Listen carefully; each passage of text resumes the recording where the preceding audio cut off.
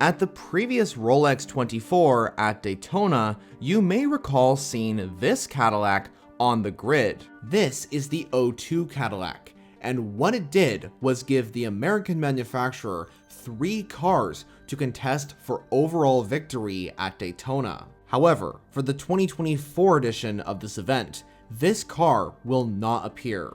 So for this video, I will talk about this particular Cadillac V Series R and why I think it won't be on the grid for Daytona.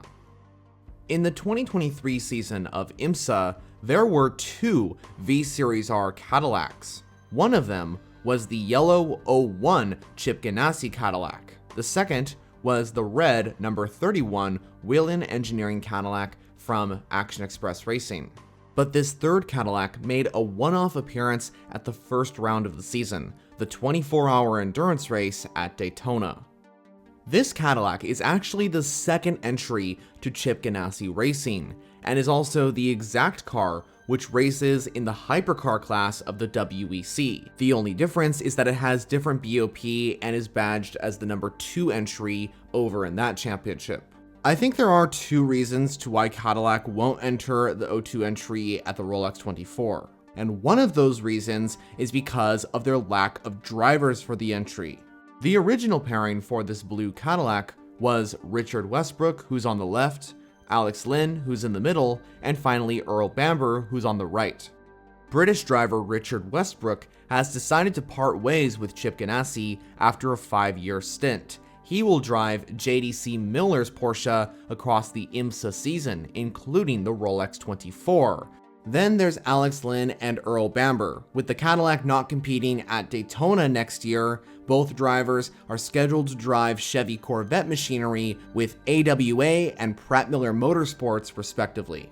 And while this Cadillac not being there was probably a factor into why Lynn and Bamber have signed with Corvette for the Rolex 24, it still doesn't deny the fact that all 3 drivers racing last season in this blue Cadillac will not be available to race it at Daytona.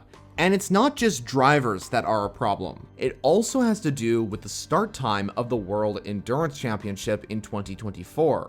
Of course, this Cadillac is racing in the WEC hypercar class. Their season starts in the very beginning of March in Qatar, but then there's also the first official prologue session at the end of February.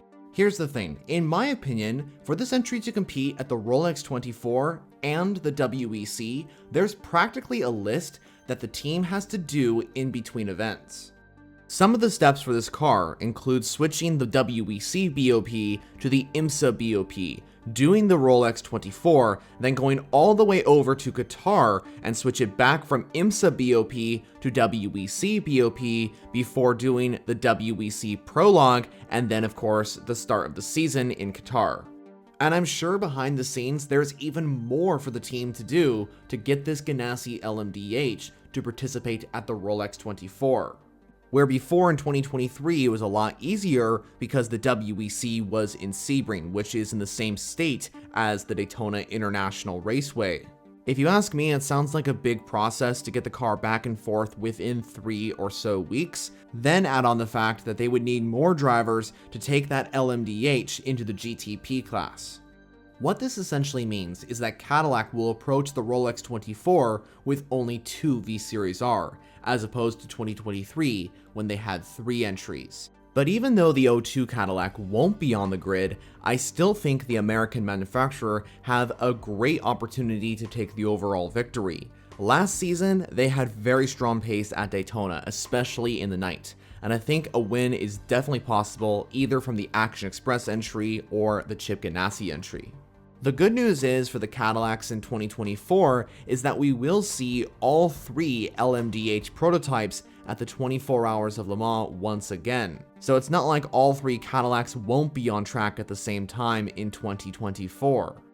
So the '02 Cadillac will not be on the grid at the Rolex 24, meaning Chip Ganassi Racing will only have 1 Cadillac to compete for overall victory at Daytona. What do you think about this news? Are you sad to not see the blue Cadillac on the grid?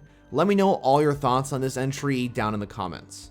I hope you enjoyed this video, and if you're interested in endurance racing and you're not subscribed yet, I highly suggest you do so. I make content on WEC and IMSA every single week. And speaking of content, here are some videos you can watch right now. So thanks for watching, I'll see you all in the next video.